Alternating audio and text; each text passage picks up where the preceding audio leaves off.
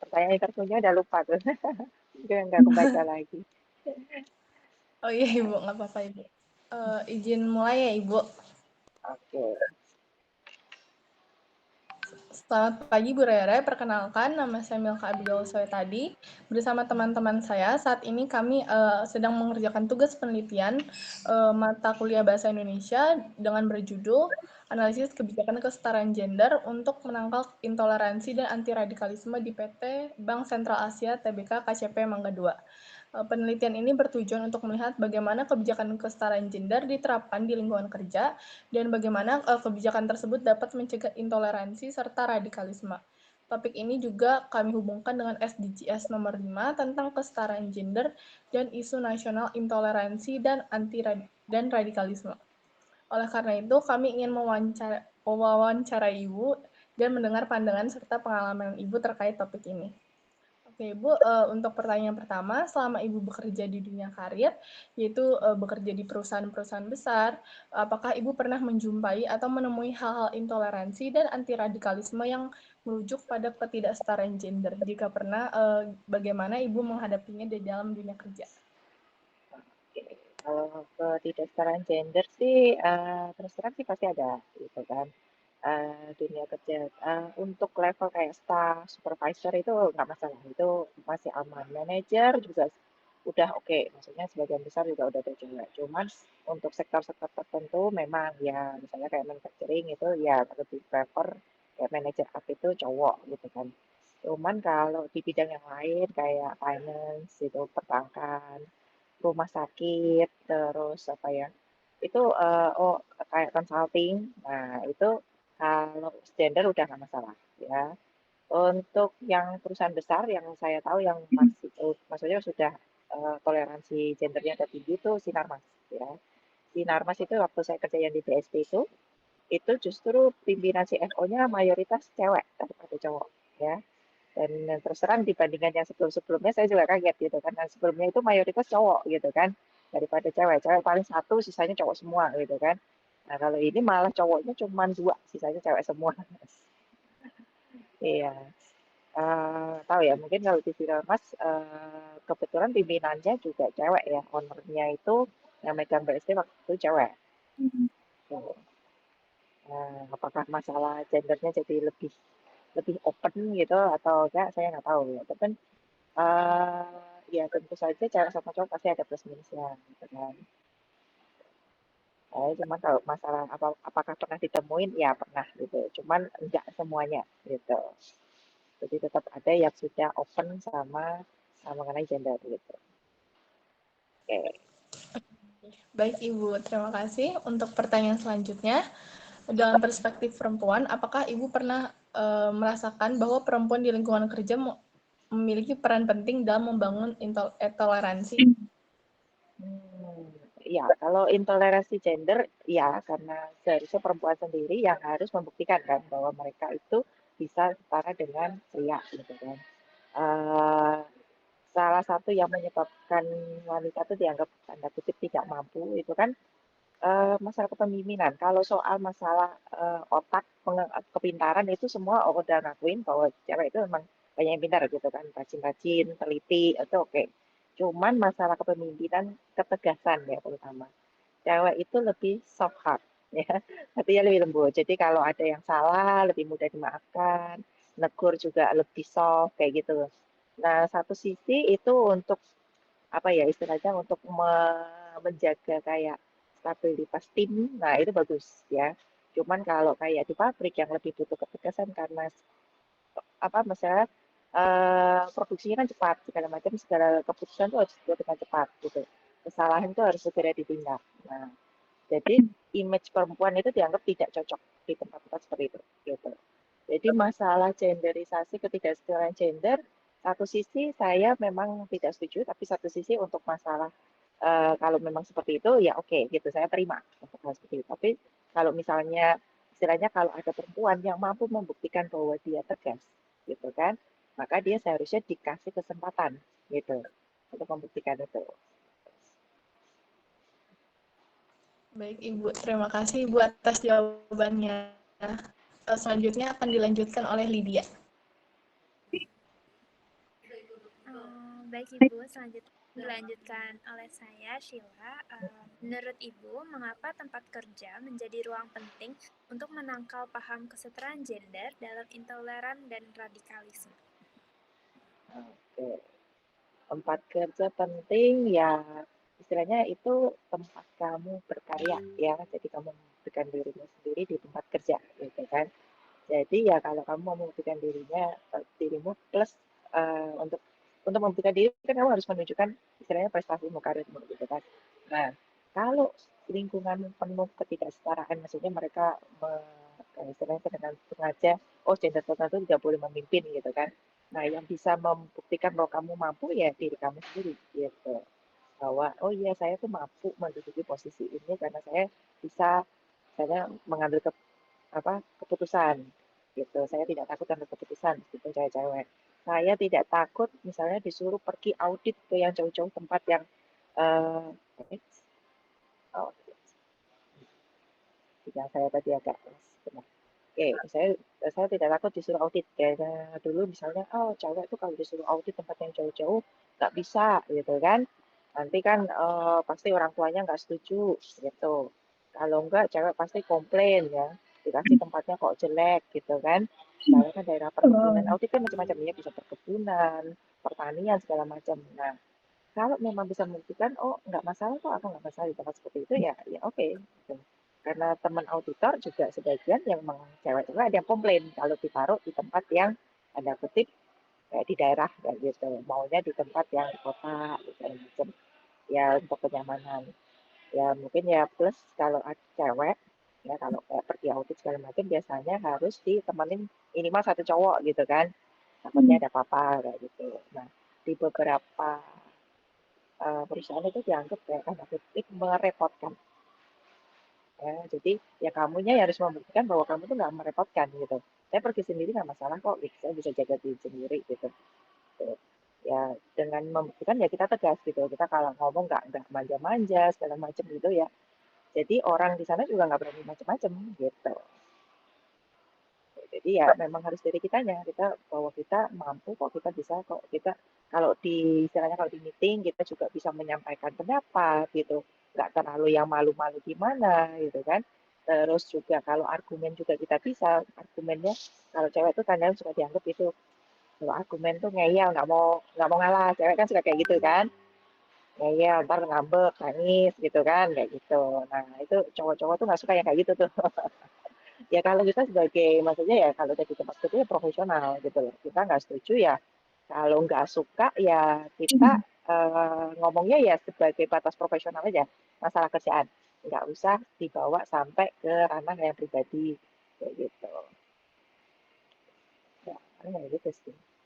Baik, terima kasih Ibu untuk jawabannya. Selanjutnya untuk pertanyaan akan dilanjutkan oleh Lydia.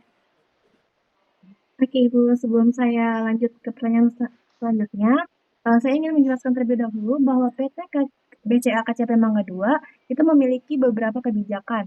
Yang pertama yaitu cuti melahirkan untuk perempuan dan juga untuk suami yang memiliki istri yang akan melahirkan. Yang kedua, cuti hari pertama haid. Yang ketiga, ada juga kebijakan kenaikan pangkat yang dimana setara untuk perempuan ataupun laki-laki. Oke, langsung saja saya ke pertanyaan yang selanjutnya. Apakah kebijakan kesetaraan gender yang tertera di PT KCP Mangga 2 penting untuk diterapkan di seluruh karyawan? Kalau aturan yang cuti melahirkan itu kan memang sudah berlaku nasional kan sebetulnya kan semua perusahaan juga mewajibkan gitu kan yang cuti 3 bulan setelah melahirkan itu eh, memang harus diterapkan ya karena ya wanita ya bagaimanapun kodratnya melahirkan dan pada saat setelah melahirkan ada yang namanya kadang-kadang baby blues ya kan Ya, ada istilahnya secara psikologi memang secara hormonal butuh penyesuaian ya. Dan itu maksudnya bagus kalau bisa diterapkan ya kan.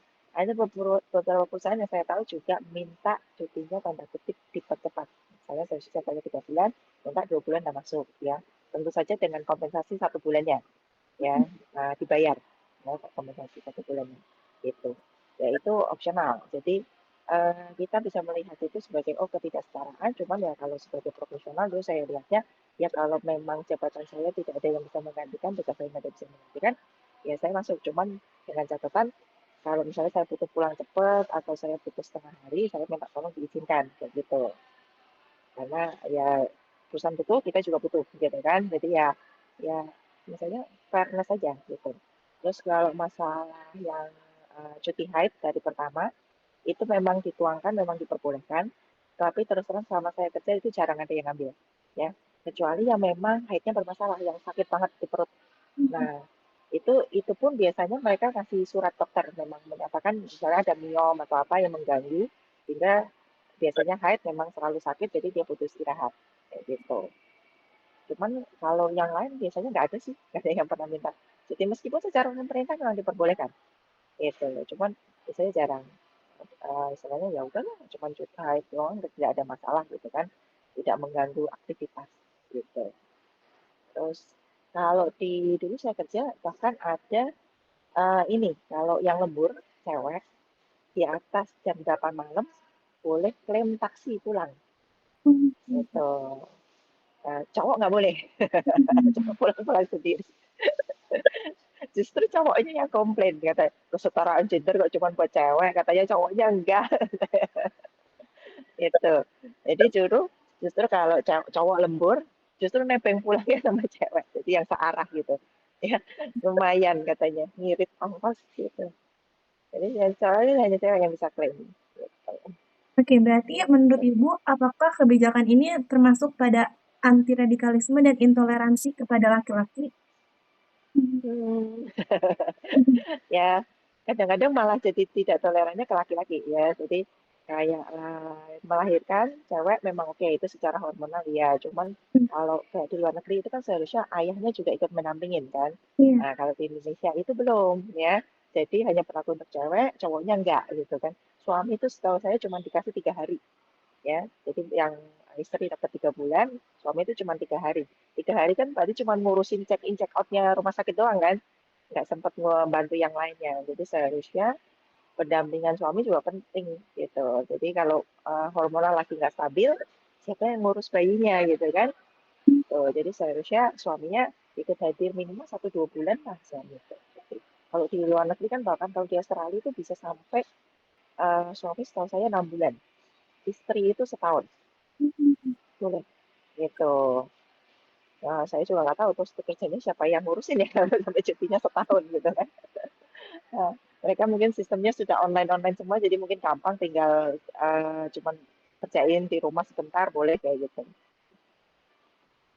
Oke, Ibu. Maaf, Ibu.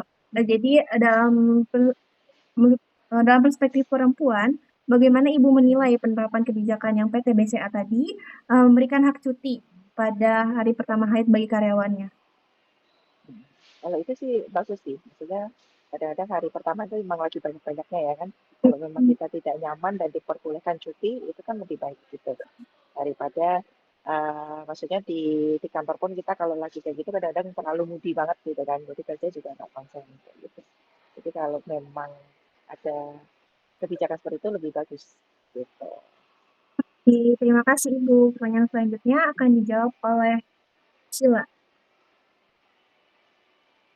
Baik, Ibu selanjutnya untuk pertanyaannya, bagaimana pandangan Ibu mengenai implementasi tujuan pembangunan berkelanjutan atau SDGs nomor 5 yaitu tentang kesetaraan gender di sektor swasta, khususnya di institusi perbankan? Hmm. Itu aturannya sih nggak baca. Ya. Mungkin detailnya ada apa? Cuman penjelasan bahwa harus ada kesetaraan gender gitu di swasta gitu aja ya. Oh, kayak gitu. Sebetulnya kalau di swasta malah kayaknya lebih banyak sih kesetaraan gendernya. Kalau pemerintah kalau kayak TNI itu kan mayoritas pemangku jabatan tinggi-tingginya malah cowok kan gitu daripada cewek gitu. Tapi oke, gubernur beberapa sudah mulai perempuan itu sudah bagus ya kan kalau di pemerintahan. Kalau di swasta kayak tadi ya, CFO itu sudah ada yang perempuan itu di perbankan malah lebih banyak ya daripada kayak tadi manufacturing ya. perbankan itu direktur cewek saya tahu udah ada beberapa, ya kan. Soalnya ada beberapa juga pindah ke perusahaan manufacturing juga kan, jadi saya kenal gitu kan beberapa.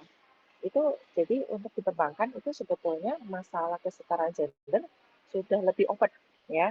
Jadi termasuk untuk di level direkturnya, ya analisnya segala macam yang level-level tinggi itu udah banyak cewek, ya.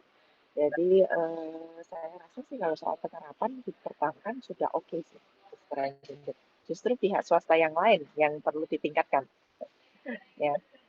Itu perbankan, perkebunan itu juga perbankan oke, manufacturing sama perkebunan saya masih jarang lihat. Pertambangan juga saya jarang lihat.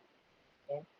Tapi kalau yang perbankan, finance, ya kan itu udah banyak yang cewek sih. Gitu. Jadi kesetaraan gender di perbankan saya rasa sih sudah bisa udah mulai bisa diterapkan saat ini, ya. Kan nggak perlu nunggu sampai next year gitu. Sekarang sih udah oke. Baik Ibu, untuk selanjutnya pertanyaannya, apa saran Ibu bagi generasi muda termasuk kami mahasiswa agar bisa ikut berperan dalam menciptakan budaya kerja yang menjunjung kesetaraan dan menangkal intoleransi dan radikalisme? Ya intinya ini nggak cuma kesetaraan termasuk karir kalian itu intinya semuanya itu mulainya dari diri kalian. Jadi kalau kalian mau berkarir di dunia kerja, jangan terlalu mengharapkan bantuan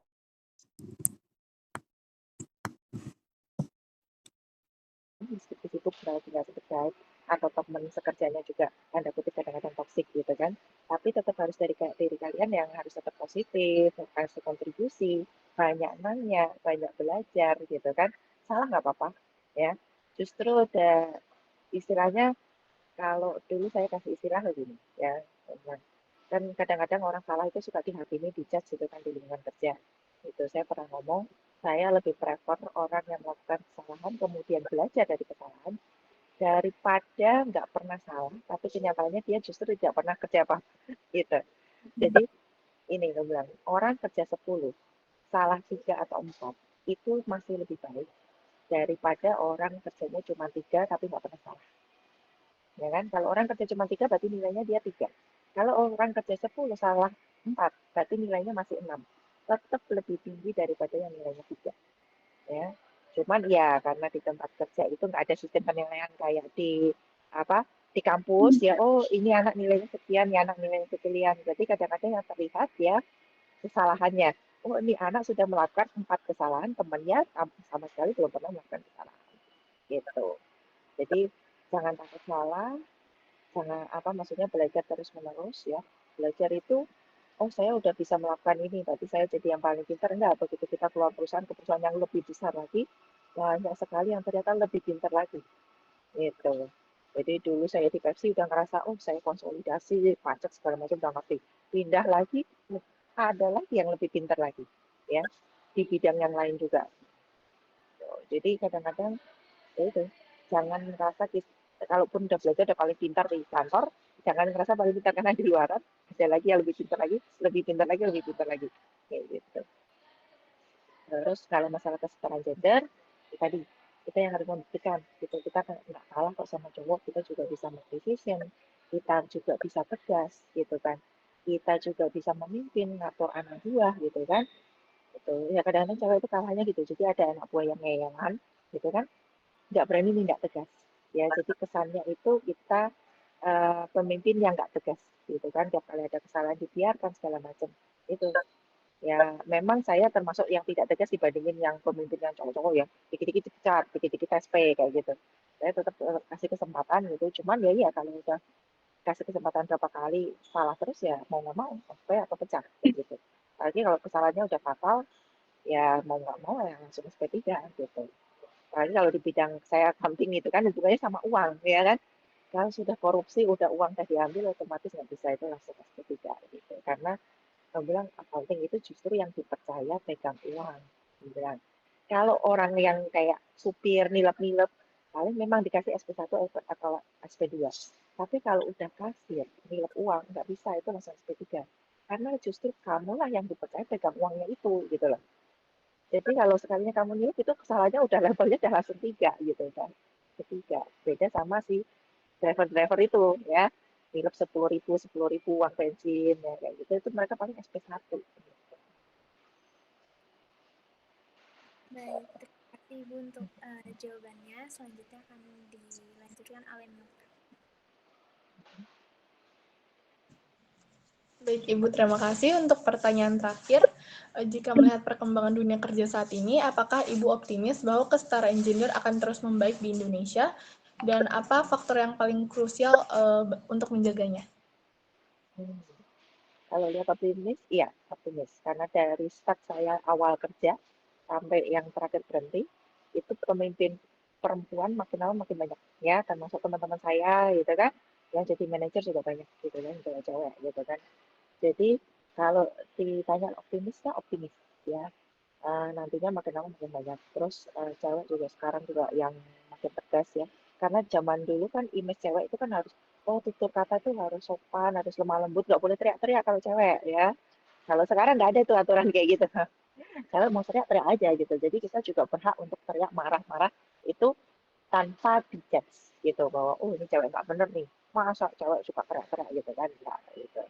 Kalau sekarang itu karena udah lebih open, itu justru cewek lebih bisa membuktikan bahwa dirinya itu layak setara dengan pria gitu. Jadi dan kedepannya ya apalagi peraturan pemerintah yang mengenai kesetaraan gender makin diterapkan justru malah makin bagus, malah mendukung. Kalau dulu itu nggak